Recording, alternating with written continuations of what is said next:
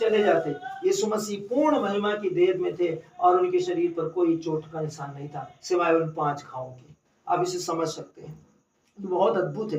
परमेश्वर सर्वशक्तिमान का वचन कहता है, सर्वशक्तिमान का पवित्र वचन कहता है, आपके जीवन में परमेश्वर का वचन कहता है तो आप संपूर्ण स्वस्थ और बिल्कुल वैसे ही हैं जैसा उसने अपनी पूर्ण इच्छा में चाहा था। आपके जीवन में कुछ भी छूटा या अधूरा नहीं है, सब पूरा हो गया और उसने क्रूस पर इसकी गवाही दी।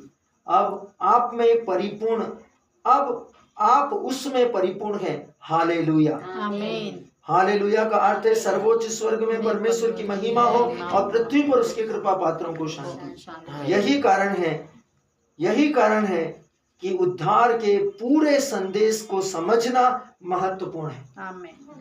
यदि कोई व्यक्ति सुसमाचार के कुछ कुछ अंश को पढ़ता है, कुछ कुछ अंश को समझता है, कुछ कुछ अंश से कुछ कहीं से कोटेशन लेकर सुसमाचार की व्याख्या करता है, तो वो गलत दिशा में, गलत ड्यूरेशन में जा सकता है, क्योंकि पूरी समझ नहीं है। इसलिए बाइबल कहती है कि यही कारण है कि उद्धार के पूरे संदेश को समझना महत्वपूर्ण है। संत पौलुस ने रोम के चर्च को लिखे हुए अपने पत्र, जिसे हम कैथोलिक कलीसिया कहते हैं, लिखे हुए अपने पत्र में समझाया। लेकिन यह क्या कहता है, वचन तुम्हारे निकट है। सोचिए, बाइबल में यूहन्ना ने भी यही कहा, वो अपने घर आया और उसके अपनों ने उसे नहीं अपनाया।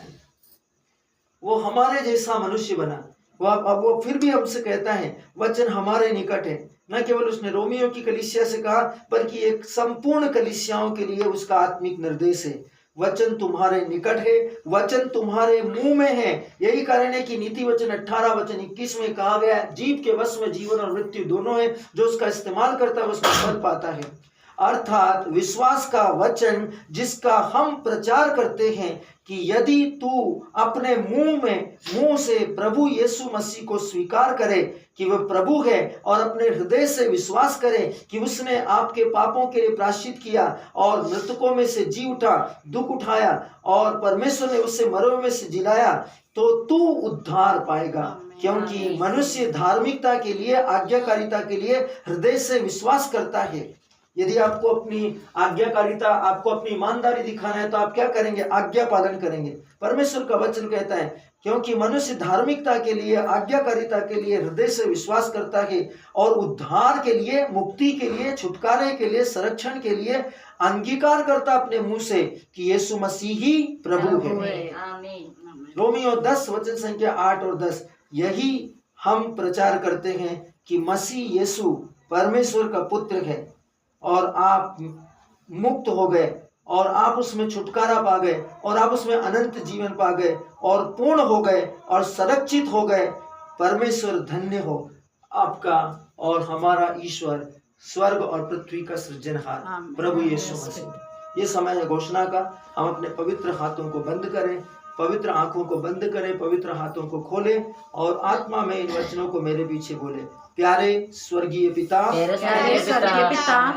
आपको मसीह यीशु में प्राप्त उद्धार के लिए मैं धन्यवाद देता हूँ। मैं मसीह में मुक्त पूर्ण हूँ और पूर्णता और विजय की स्थिति में संरक्षित हूँ। मेरा जीवन आपकी बचाने वाली शक्ति का प्रमाण है और मैं आपकी पूर्ण इच्छा में और मसीह के सुसमाचार की पूर्ण आशीषों में चलता हूँ।